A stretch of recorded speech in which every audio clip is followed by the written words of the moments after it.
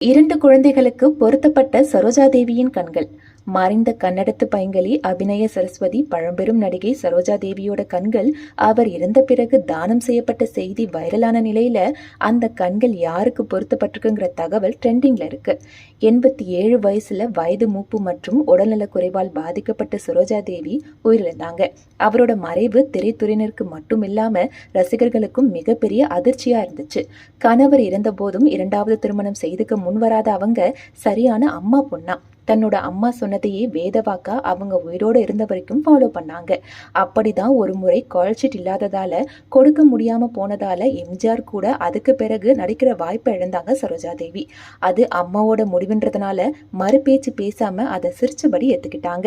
அந்த அளவுக்கு ரொம்ப டிசிப்ளினான நடிகையா வலம் வந்த சரோஜாதேவி மறைந்த பிறகு டாக்டர்கள் வேண்டுகோளுக்கு இணங்க குடும்பத்தார் சம்மதத்தோட அவரோட கண்கள் தானமா பெறப்பட்டுச்சு. அந்த வகையில அவரோட கண்கள் 2 குழந்தைகளுக்கு பொருத்தப்பட உள்ளதா தகவல் வெளியாகி வைரலாயிருக்கு. 87 வயசானாலும் அவரோட கண்கள் பிறருக்கு பயன்படுற அளவுக்கு ஏற்றதா இருக்குன்னு டாக்டர்கள் அறிவிச்சிருக்கிறது ஆச்சரியத்தோட உச்சம்.